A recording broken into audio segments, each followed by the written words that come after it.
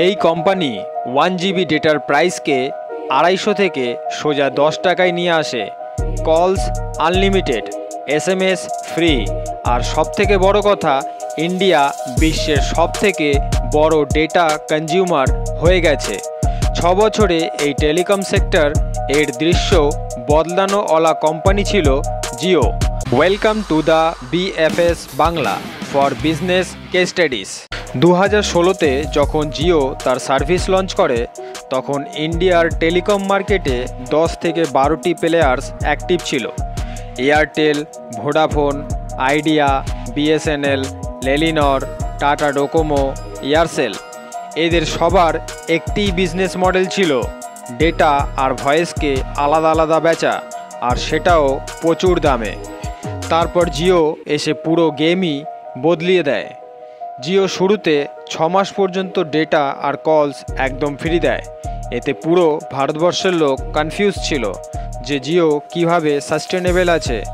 But Reliance clear স্ট্র্যাটেজির সাথে এই গেমটি খেলেছিল। রিলায়েন্স 1.5 লাখ কোটির থেকেও বেশি ইনভেস্টমেন্ট করে পুরো ইন্ডিয়াতে 4G ইনফ্রাস্ট্রাকচার প্রথমে খাড়া করে। জিওর কাছে একটি ভিশন ছিল ডিজিটাল ইন্ডিয়া। এজন্য তার বিজনেস মডেল টেলিকমের থেকে বেশি টেক আর ইকোসিস্টেম ড্রিভেন ছিল। জিও সিম এর সাথে Jio TV, Jio cinema, Jio Saavn, Jio news আর ফ্রি ওয়াইফাই হটস্পট পাওয়া যেত।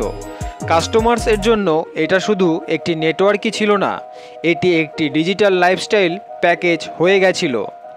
2016-তে লঞ্চের পর শুধুমাত্র 170 ডেজে জিও 100 মিলিয়ন সাবস্ক্রাইবার্স ক্রস করে নেয়। আজকের টাইমে জিওর কাছে 460 মিলিয়ন প্লাস সাবস্ক্রাইবার্স আছে।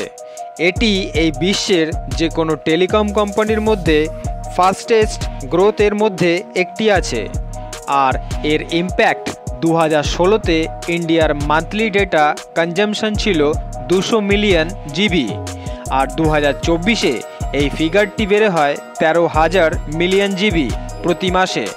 প্রথমে ইন্ডিয়াতে অ্যাভারেজ ইউজার 500 MBর থেকেও কম ডেটা ইউজ করত, আর এখন প্রতি user 20 GB per month consume করে। রুরাল এরিয়াতে ইন্টারনেট পেনিট্রেশন 2016-তে ছিল 15%, আর এখন 40% প্লাস আছে। এই রেভলিউশনটি মার্কেটকে সলিড ডিসরাপ্ট করে। ভোডাফোন এবং আইডিয়াকে মার্জ হতে হয়। টাটা ডোকোমো আর এয়ারসেল মার্কেট থেকে গায়েব হয়ে যায়। BSNL সার্ভাইভাল মোডে চলে যায়। শুধু জিও আর এয়ারটেল মেজর প্লেয়ার্স রূপে থাকে।